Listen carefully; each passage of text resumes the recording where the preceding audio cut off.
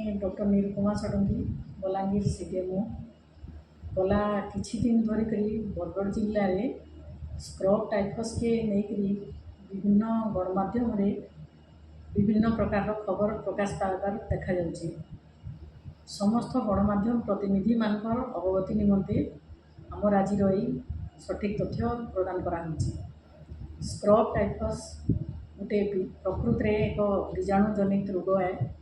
इतार संक्रमित मूषा पशु कीट आउ टिंक द्वारा मनीषर देह के आसी। ये रोग हेले ज्वर हेसी, मुंड बिंधा हेसी, मांसपेशी रे जंत्रणा हेबा, लसिका ग्रंथि माने फुली जिबा, चमड़ा लाल हो, चेंक लेखे दाग हेबा लक्षण माने देखा जासी। रोगर प्राथमिक अवस्था सठिक चिकित्सा नहीं कले निमोनिया, मस्तिष्क ज्वर, हृदघात भली समस्या होकरी प्राणघाती भी हो पारे। बरगढ़ एक कृषि प्रवण जिला होइथिबारु विशेषकर फसल अमल समय चाषी जीवजंतुंकर संस्पर्श में आसुवा, बुदाड़िया बगीचार काम करुवा लोग, पड़िया खेलुवा पिला, कीट टिंक आदि रोथार स्थान मानक चलप्रचल होता व्यक्ति आक्रांत होबार अधिक संभावना रही है। सहल रोग चिन्हट एवं सठिक चिकित्सा द्वारा स्क्रब टाइफस रोग आरोग्य हो पार। 5 दिन अधिक दिन धरिक ज्वर लगी रहिले स्क्रब टाइफस रोगर संदेह करा जाई पारे। रोग चिन्हट पाई सबु ब्लॉक स्वास्थ्य केन्द्र तथा जिले में थिबा जिला जनस्वास्थ्य परीक्षागार बीपीएचओ लैबोरेटरी रे मागणारे रक्त नमूना परीक्षा करवार व्यवस्था रही।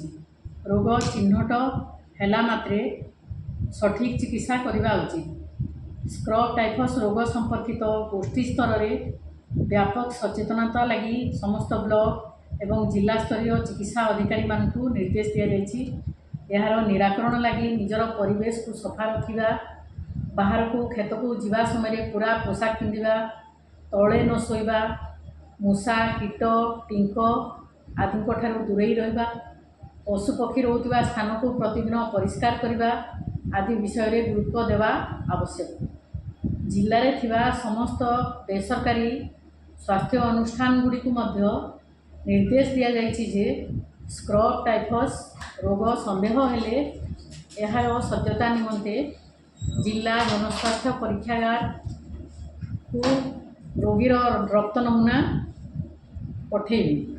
बिना अनुसंधान रे कौनसी मृताहत को स्क्रब टाइफस जनित मृत्यु बोली घोषणा करेंगे नहीं।